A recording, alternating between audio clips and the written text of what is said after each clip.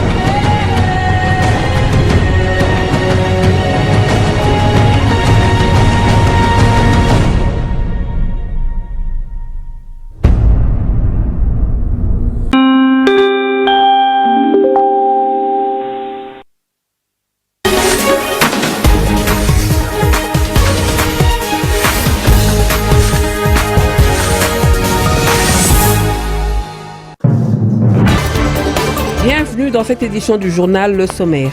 Les habitants du quartier des Bonhommes dans la commune de Matete regagnent progressivement leur domicile, inondés lors de la dernière pluie diluvienne. Pour plusieurs, les conditions d'hébergement dans les sites sont quelque peu déplorables. Le centre pilote du service national de Kanyama-Kasese se modernise avec la construction des infrastructures de base. Ce, grâce au dynamisme de l'équipe dirigeante de cette structure. Au cours d'un point de presse tenu ce jour à Kinshasa, le ministre des Finances de Nufwamba a fait une mise au point sur les activités de la Cadeco à Goma au Nord Kivu qu'il qualifie d'arnaque. Goma, ville occupée par les rebelles du M23 AFC. Il invite par ailleurs la population à recourir aux moyens électroniques pour toute transaction financière.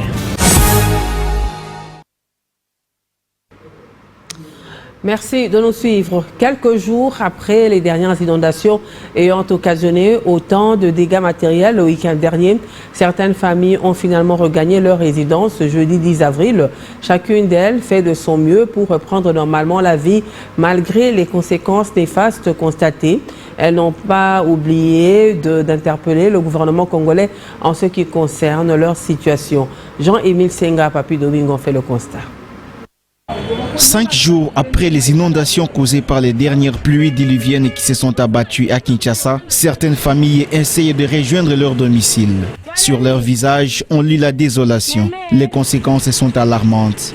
La situation est la même. L'eau stagne. Plusieurs d'entre elles ont perdu en une seule nuit ce qu'ils ont amassé pendant plusieurs années. Certains objets mouillés comme mousse, chaises, habits et documents sont irrécupérables. On utilise les motopompes pour stabiliser la situation et voir comment regagner la maison faute du mieux. Ne sachant plus où aller, maman Valérie récupère certaines de ses marchandises, le lave et se plaint de la suite. 50 ballons. La salle à Kabajit. Je perdis 50 ballots d'habits que ma sœur vend en province pour moi. Tout est noyé. Tous les objets de la maison, même les objets de l'Europe que mes enfants avaient envoyés. Je ne sais quoi faire. Je remercie Dieu pour les dons de la vie. Les boutiquiers et pères de famille Kalonji se soucient de son alimentation complètement noyée. Il y fait appel à l'aide du gouvernement, seule voie pour lui de se ressaisir. Pour le moment, toutes les activités sont stoppées.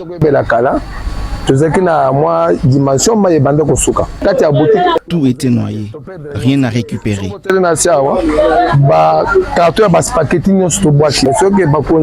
Nous demandons au gouvernement congolais de nous prêter main forte. Entre-temps, la météorologie annonce de prochaines fortes pluies dans la capitale congolaise. Ces sinistrés attendent des résolutions durables de la part du gouvernement congolais. Et il faut le dire, Kinshasa a vécu l'une de ses pires catastrophes la semaine dernière. Des fortes inondations causées par des pluies diluviennes du vendredi 4 au 5 ont contraint certains habitants, notamment ceux qui ont construit aux alentours de la rivière Ndjili, à un déménagement forcé. Que faut-il faire alors pour ne plus revivre ce genre de catastrophe dans les années à venir? Un urbaniste y a répondu. Reportage signé Bénédicte Ndembe. Comment éviter le pire dans les jours à venir, même pendant des fortes pluies? Voilà l'un des défis majeurs qui s'imposent aux autorités de la ville-province de Kinshasa après le drame du week-end dernier qui a causé des graves inondations, notamment dans le district de Tchangou. D'après les experts en la matière, plus de 40% du lit de la rivière Ndjili sont occupés par des constructions anarchiques. Que faire alors pour prévenir ce genre de catastrophe? Le professeur urbaniste Amani Guilin répond. Il n'y a pas de solution miracle. La première des choses à faire, c'est des analyses urbaines. On sait que tout cours d'eau, justement, notamment ces eaux de ruissellement, où il faut analyser leur bassin versant. Il y a des techniques appropriées en fonction, bien sûr, des dimensions écologiques, des dimensions pédologiques, des dimensions topographiques, qui, justement, sur cette base-là, ont défini une zone, sur laquelle on ne va pas construire très souvent parce que c'est des zones inondables, c'est des zones plutôt propices à l'agriculture pour le cas d'espèces. Tout le monde sait que la zone, par exemple, qui draine des bonhommes était une zone propice à la riziculture. Et au-delà de ces analyses, on passe aussi finalement à la mise en œuvre. Et certainement, pour le cas, il faudra une délocalisation. Et qui dit délocalisation, il faut aussi penser au relogement. L'expropriation comme l'une des pistes des solutions ne suffit pas. Il faut mettre en application le plan stratégique qui existe déjà, a-t-il souligné. Il y a quand même un plan, même si avec une vision beaucoup plus large, qui s'appelle Schéma d'orientation stratégique de l'agglomération quinoise, qui est supposé régir la fabrique urbaine de Kinshasa de 2015 à 2030. Mais est-il que sa mise en œuvre pose problème? Et qui dit mise en œuvre qui pose problème, on entre justement dans des problèmes ou dans des questions des gouvernances urbaines. Mais avant de construire aussi, comme on l'a dit, toute personne qui veut construire doit préalablement obtenir un permis de construire. Et pour obtenir un permis de construire, il y a tout un processus, il y a des normes qu'il faut respecter. Et justement, un des aspects qui sont regardés, des aspects techniques, c'est s'assurer que le plan a été établi par une personne attitrée, un technicien, je veux dire un architecte, un bureau d'études ou en tout des ingénieurs et des urbanistes. Mais aussi, avant même chaque parcelle, elle doit être cadastrée. Pendant ce temps, le bilan de la récente pluie a été revu à la hausse en début de semaine. On parle désormais de plus de 40 morts, sans compter les disparus. Et c'est depuis près d'un mois que les habitants de l'avenue Kigoma, dans la commune de Lingwala, sont privés d'eau, une situation qui serait due aux travaux de réhabilitation exécutés sur cette avenue. Les habitants décrivent tout de même la lenteur des travaux et sont en difficulté pour s'approvisionner en eau potable. Reportage d'Yvonne Amouri.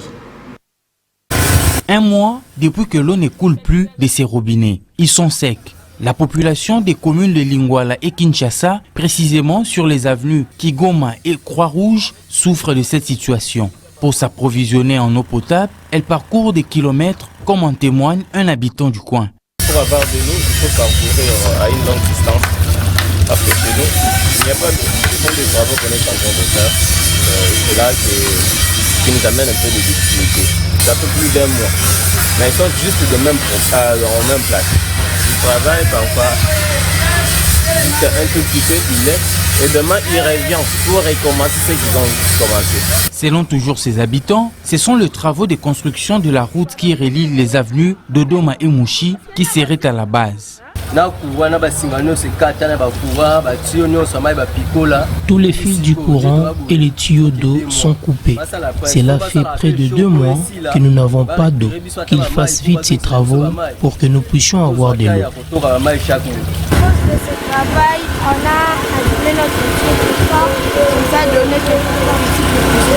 Pour d'autres, par contre, on ne fait pas l'omelette sans casser les œufs. Il faudra prendre son mal en patience. Rendons-nous à Goma pour parler de la relance de la CADECO par les terroristes du M23 qui est une anarque. Propos du ministre des Finances Doudou Famba au cours d'une conférence de presse tenue ce mercredi dans la soirée. Le patron des Finances a plutôt encouragé les populations du Nord Kivu et Sud Kivu victimes de l'agression rwandaise à recourir aux moyens électroniques. Bénédicte Ndembe. Et puis Kinshasa est la capitale africaine depuis le lundi dernier pour se rassurer du bon déroulement des travaux techniques en prélude de la 16e réunion du Conseil des ministres du commerce de la zone de libre-échange continentale africaine ZLECAf qui sera lancée le 15 avril prochain à Kinshasa par le président de la République Félix Tshisekedi. Le ministre du commerce extérieur Julien Paluku Kahongya a fait une ronde ce jeudi des différentes réunions. Pour le ministre du commerce, les assises de Kinshasa vont marquer un tournant décisif dans la mise en œuvre de la ZLECAf. Reportage rendu par Obed Kambale et Thierry Chaban. Pour se rassurer du bon déroulement des travaux techniques, des experts venus des 54 pays membres de la zone de libre-échange continentale africaine ZLECAf, en prélude de la 16e réunion du Conseil des ministres du commerce de la ZLECAf, qui sera lancée le 15 avril prochain à Kinshasa par le président de la République, Félix Tshisekedi. Le ministre du commerce extérieur, Julien Paluku Kahongya, a fait ce jeudi la ronde des réunions, encourageant ces experts qui examinent plusieurs thématiques dont la politique du développement des infrastructures, la mise en place des marchés communs africains avec une union douanière, les règles d'origine et le commerce des services. Le ministre Julien Paluku Kahongya a fait entendre que la tenue de ces travaux à Kinshasa prouve que la RDC est un pays fréquentable. La RDC est la capitale de l'Afrique depuis le 7 avril de cette année. Les experts de tous les domaines, ils sont réunis ici à Kinshasa pour préparer la réunion qui sera présidée par le président de la République le 15 avril 2025. Les chefs d'État africains voudraient faire de cette zone de libre-échange continentale un instrument de développement de l'Afrique parce qu'il a été constaté que le commerce entre nous les Africains est très faible. Il faudrait l'élever au niveau où il atteigne peut-être 80% du volume du commerce international pour que des échanges aient lieu entre nous, pour que les produits que nous avons dans chacun de nos pays puissent traverser les frontières librement sans beaucoup de difficultés. Je rappelle ici que chaque pays a transmis une liste de produits qui feront l'objet de l'ouverture et du passage libre au niveau des frontières, mais également chaque pays a transmis une liste de produits qui ne seront pas concernés par le démantèlement tarifaire. La réunion du 15 qui fera la fierté de la RDC parce que quand tous les pays africains viennent ici, cela démontre à suffisance que la RDC est fréquentable et c'est un signal fort à ceux qui font la guerre à l'est de la RDC qu'ils n'ont pas de chapitre de notre pays parce que le président tient à faire de la RDC une vitrine par excellence de la mise en œuvre de la zone de libre-échange continentale africaine. Signalons que l'inspection de ces travaux techniques a été précédée par une réunion avec le staff de la ZLECAf qui a salué la ferme détermination du gouvernement congolais pour la bonne réussite du Conseil des ministres du commerce de la ZLECAf qui va statuer sur les conclusions des réunions des experts. Et puis, la Direction générale des douanes et accises annonce au public que suite aux travaux d'entretien du centre des données, l'accès au système informatique sera momentanément suspendu. Je vous propose de suivre ce communiqué. La Direction générale des douanes et accises porte à la connaissance de tous les usagers de la douane qu'elle procédera aux travaux d'entretien de son centre des données en date de 12 et 13 avril 2025. L'accès au système informatique de la douane Sidonia sera momentanément suspendu. La DGDA vous prie de prendre toutes les dispositions nécessaires pour toutes les opérations devant s'effectuer pendant ces journées. La situation sera rétablie juste après les 10 travaux. La DGDA présente ses excuses pour ce désagrément. Fait à Kinshasa le 9 avril 2025 pour le directeur général en mission, le directeur général adjoint en charge de questions techniques, Baouna Mabolia Jean-Louis.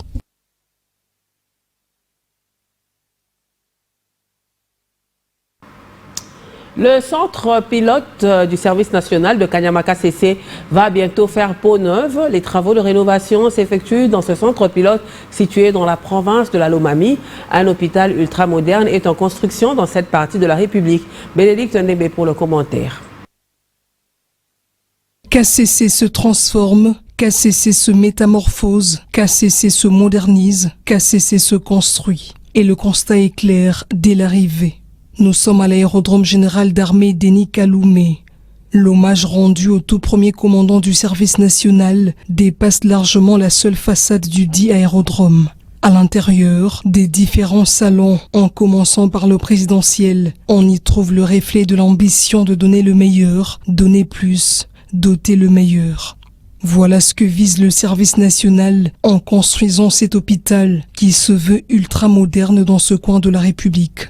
Ici, tout est pensé, tout est réfléchi en vue de fournir des soins de qualité, comme l'explique ici le lieutenant-général Jean-Pierre Kassongo-Kabouik, commandant du service national. Nous voudrions donner la chance à ceux de nos compatriotes qui servent sous le drapeau, qui ont été blessés sur le champ de bataille. D'autres vont aller au Kankokolo, mais si nous avons une clinique spécialisée ici, d'autres on pourra les amener ici. Nous les soignons et après leurs soins, nous les réinsérons. Nous leur donnons un OPDT, nous les encadrons en leur donnant semences et engrais, ou nous faisons de l'éleveur. Quelqu'un qui a été blessé, qui ne se dise pas que je me suis sacrifié pour la nation et après la nation m'a abandonné. Et que je suis abandonné. Ça les rend frustrés. Les riverains aussi. Ils auront le droit de se faire soigner là-bas. Sauf imprévu, c'est en novembre prochain que cette institution hospitalière sera inaugurée. Hormis l'hôpital, le service national et les bâtisseurs avaient déjà construit une école qui, depuis, fait le bonheur des enfants de cette contrée. Des bâtisseurs, mieux, des bâtisseuses qu'on retrouve ici, sont en première ligne dans la construction de Mandala City. Entre gatehouse, salle de conférence, complexe omnisport, tout est fait pour faire de KCC une destination prisée à l'avenir pour différents types d'activités. L'idée c'est que Kanyamaka ce soit un lieu qui attrait les gens. En réactivant le service national, le président de la République Félix Tshisekedi ne pensait pas qu'il venait là de réactiver, voire réveiller la capacité de l'homme congolais de se transformer et de transformer son environnement. Lancement de la campagne de vaccination contre la poliomyélite dans la province de la Chopo. Cette campagne a été lancée par le gouverneur Paulin Lendongolia ce mercredi au terrain des jeunes de la commune de Kisangani. Elle concerne les enfants de 0 à 14 ans. Les stratégies porte-à-porte et fixes avancées ont été adoptées pour cette campagne. Séraphin Tumilali nous en parle. Ils sont plus de 2 250 000 enfants de 0 à 14 ans de 23 zones de santé de la province de la Chopo à être vaccinés contre la poliomyélite variant du type D, dont le cas d'un enfant de 14 ans a été notifié à l'OA. Pour la protection des enfants ciblés par cette campagne, Dr Kamara, au cours de la cérémonie du lancement, au nom des partenaires techniques du gouvernement congolais, lance cet appel à tous les responsables d'enfants. À cet effet, la vaccination est très efficace pour la prévenir et plusieurs doses de vaccins contre la poliomyélite sont nécessaires pour protection efficace. Cette campagne de vaccination contre la poliomyélite constitue également une opportunité à la récupération des enfants de 0 à 59 ans en conflit avec leur calendrier vaccinal. Ces derniers seront orientés et récupérés dans les différents centres de santé proches pour être vaccinés dans le cadre du programme élargi de vaccination à routine. Nous invitons tous les acteurs, notamment les vaccinateurs, les acteurs communaux, ainsi que les superviseurs à différents niveaux à faire preuve d'abnégation afin que tous les enfants cibles reçoivent gratuitement les 2 gouttes de vaccin. Soucié de la santé de sa population, en ce moment où la province de la Chopo est confrontée à plusieurs épidémies parmi lesquelles la poliomyélite, Paulin Lendongolia, gouverneur de la province de la Chopo, évoque les conséquences de cette maladie. La poliomyélite est une maladie qui rend infirme toute la vie et que le seul moyen facile et efficace pour éradiquer reste la vaccination. Celle-ci est gratuite et garantit la protection de nos enfants. La vaccination va concerner tous les enfants âgés de 0 à 14 ans. Quelques enfants ont été vaccinés sur le lieu du lancement. Les stratégies porte-à-porte et fixes avancées ont été adoptées pour cette campagne de vaccination qui ira du 10 au 14 avril 2025. Et puis, je vous l'annonçais que la relance de la Cadegro à Goma, dans la province du Nord Kivu, par les terroristes du M23, est une arnaque. Propos du ministre des Finances, Doudou Fwamba, au cours d'une conférence de presse tenue ce mercredi dans la soirée à Kinshasa. Le patron des Finances a plutôt encouragé les populations du Nord Kivu et du Sud Kivu, victimes de l'agression rwandaise, à recourir aux moyens électroniques. Bénédicte Ndembe nous en parle. Face à la presse, le patron des finances a levé l'équivoque sur plusieurs questions liées à son secteur. D'abord, concernant le cadre macroéconomique, le ministre Doudou Fwamba a indiqué que le pays s'en sort plutôt bien au regard de la stabilité du taux de change. L'inflation a été maîtrisée dans un premier temps. L'inflation, c'est comme de la fièvre. Déjà quand vous arrivez avec un enfant qui fait la fièvre à 40 degrés, qu'est-ce qu'on fait d'abord pour les mamans qui sont ici, et même les papas qui accompagnent les enfants? On met d'abord de l'eau. Il faut d'abord mettre de l'eau. Parce que si vous injectez, vous attaquez directement pour amener à 36, vous risquez d'avoir l'effet inverse.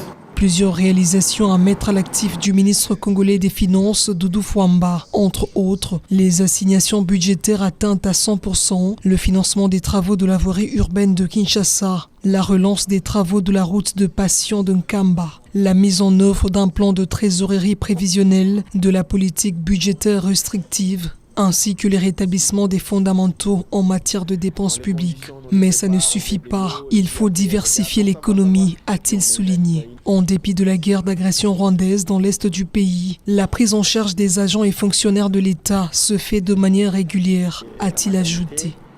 Nous avons fait des augmentations des salaires sur un certain nombre de catégories. Nous avons augmenté l'enveloppe salariale des médecins. Nous avons augmenté l'enveloppe salariale des professeurs des universités. Nous avons souscrit une police d'assurance aujourd'hui. Nous le faisons bientôt pour les magistrats. Et nous allons comme ça pour moderniser la prise en charge de nos citoyens. Les militaires et policiers. Aujourd'hui, nous avons pris la mesure de la situation. Celui qui avait 300 000 francs à 600 000 francs aujourd'hui. Celui qui avait 1 million en a 2. Concernant l'ouverture de la succursale de la Caisse d'épargne du Congo à Goma, au Nord Kivu, le patron des finances est formel. C'est une arnaque. À en croire Doudou Fwamba, les terroristes du M23 incitent les habitants à déposer leur épargne sans offrir aucune garantie de retrait. Qui peut aller demander de l'argent à un homme armé, a-t-il laissé entendre pour le ministre Doudou Fwamba. Cette opération rappelle d'ailleurs Bindo, Unguma Promotion, des années du président Mobutu. Il invite pour ce faire les populations de l'Est à privilégier les moyens électroniques qui sont plutôt fiables. Grogne des enseignants à Butembo, au Nord Kivu, autour des prestations de la mutuelle de santé des enseignants MESP dans la province éducationnelle Nord Kivu 2. Le directeur provincial Norbert Bissimoa Balekembaka a présidé une réunion ce jeudi à son office de travail pour traiter cette question. Des recommandations viennent d'être retenues pour que des solutions soient trouvées aux revendications des enseignants. Les détails dans cet élément.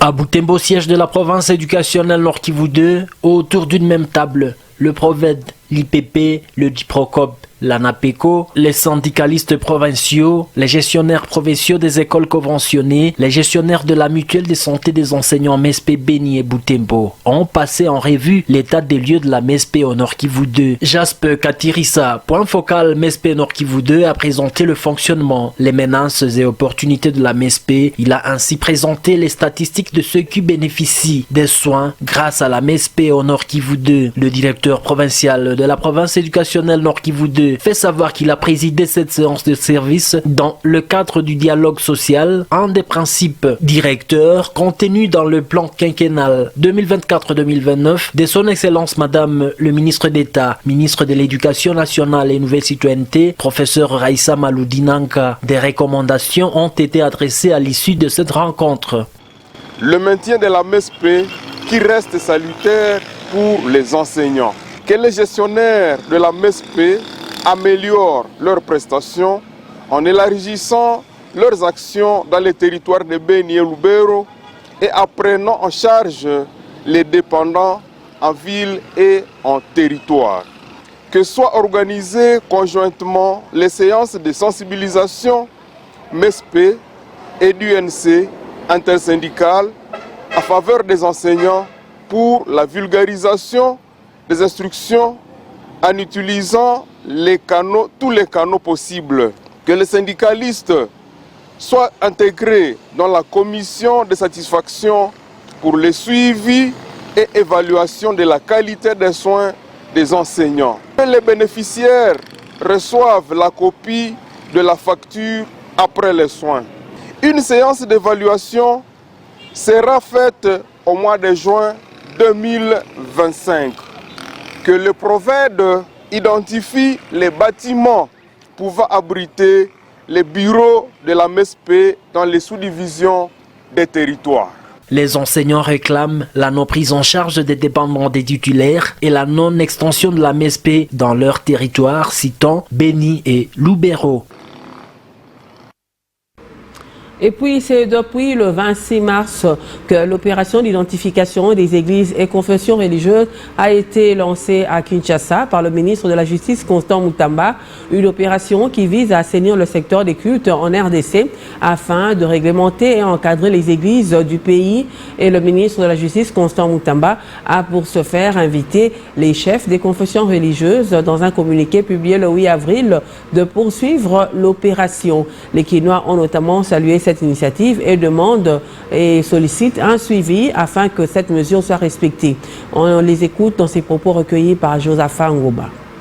Je salue d'abord l'initiative de son Excellence M. Constant Mutamba pour chercher à mettre de l'ordre dans les secteurs des églises. En tout cas, trop c'est trop. Ça fait plus de décennies que nous avons déploré ces comportement médiocre de nos pasteurs évangélistes. Un des 4 matins, il manque à faire, il se réveille directement et se proclame passer XY église. Alors, cette décision qui vient, je souhaiterais qu'il y ait des suivis parce que dans notre pays, il y a toujours ce genre d'erreurs.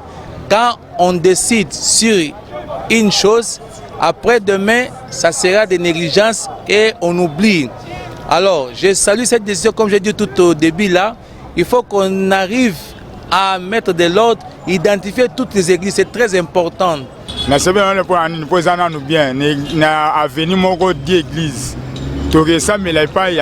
Je salue l'initiative du ministre. Parfois, nous ne savons pas quelle église fréquenter, car nous en trouvons plusieurs sur nos avenues.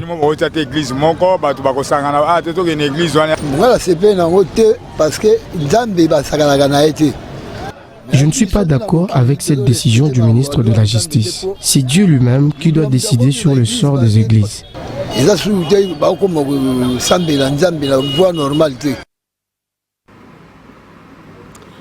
Le plaisir était pour nous de vous informer. Fin de ce journal. Merci de l'avoir suivi. Restez avec nous.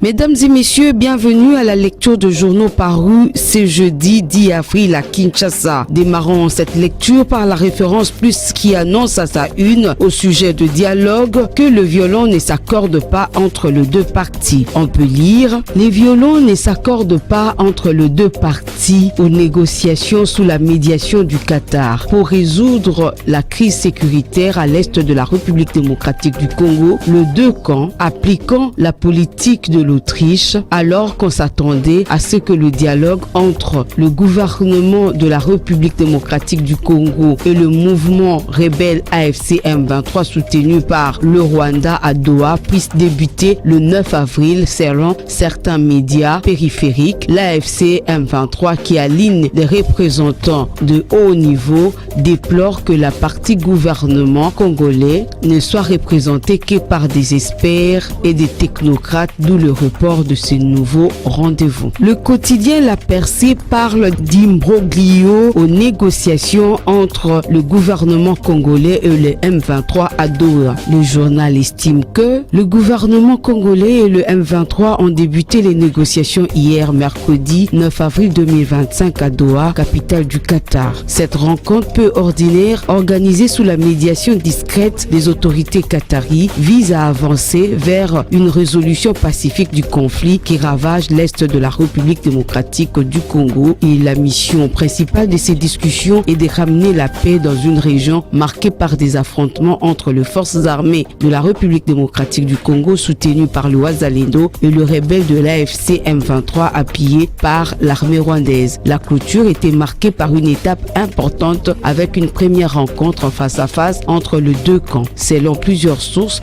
le M23 AFC a déjà soumis à la médiation qatari un cahier de charges détaillant ses revendications et ses conditions pour une éventuelle désescalade. Et la rébellion exige également des garanties claires sur le pouvoir décisionnel de la délégation de Kinshasa avant d'aborder les sujets clés des négociations. Et toujours au sujet de la situation dans l'est du pays, le média public ACP évoque en son machette ouverture de la caisse d'épargne à Goma par le M23 est une arnaque. On peut lire sur ces colonnes l'ouverture de la succursale de la caisse d'épargne du Congo Cadeco opérée dans la ville martyre de Goma au nord Kivu dans l'est de la République démocratique du Congo par le groupe M23 AFC est une arnaque, a analysé mercredi le ministre de Finances Doudou Fwamba, invitant la population à l'utilisation de moyens électroniques. Je cite, « Nous encourageons nos populations du Nord Kivu et du Sud Kivu à utiliser des moyens électroniques. Cette réouverture de la Cadeco par le M23 est une arnaque, a tranché le ministre Fwamba.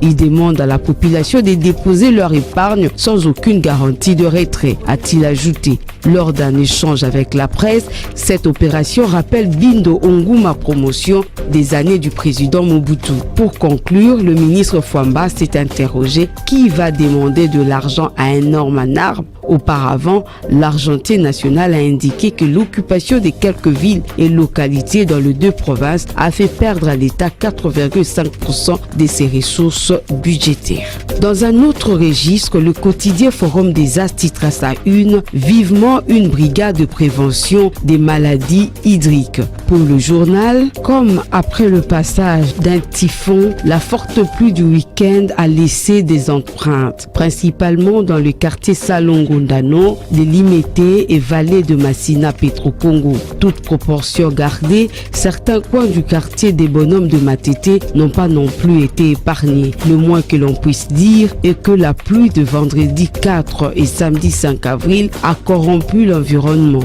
car ces eaux sales ont détruit et emporté sur leur passage des toilettes de fortune avant de répandre leur contenu dans la nature. C'est donc dans cet environnement que les sinistrés momentanément hébergés au stade Tata Raphaël reviendront dans leur milieu habituel de vie. Dans ces conditions de voix s'élèvent, plus d'un Quinois estime que les dirigeants de la ville devraient se hâter à mettre en œuvre une brigade de prévention de maladies des sources hydriques, autres infections dites de mains sales, cas de choléra. De l'avis de mêmes observateurs, ces travaux d'assainissement de l'environnement doit être fait par des techniciens et avant le retour de familles déplacées. Gouverner, c'est prévoir. Ne rien prévoir, ce n'est pas gouverner. C'est courir à sa perte, jugeait Émile Desgirardins. Le tabloïd Les Journal annonce à sa une que Judith Souminois attendue à l'Assemblée nationale mercredi 16 avril. Les confrères estiment que la première ministre Judith Suminwa est attendue mercredi 16 avril à l'Assemblée nationale pour répondre aux préoccupations des élus nationaux concernant les inondations qui ont endeuillé la capitale après les pluies diluviennes du week-end dernier. Le bureau de la Chambre basse du Parlement et les députés nationaux de Kinshasa se sont réunis mardi 8 avril pour statuer sur la situation catastrophique causée par les inondations des samedis derniers à Kinshasa. Les élus nationaux ont décidé à l'issue de cette rencontre de convoquer la première ministre Judith Suminwa. La chef du gouvernement est attendue mercredi 16 avril à l'Assemblée nationale pour répondre aux préoccupations des élus nationaux concernant les inondations qui endeuillent la capitale après les pluies diluviennes du week-end dernier. C'est tout pour cette revue de presse. Merci à vous de l'avoir suivi.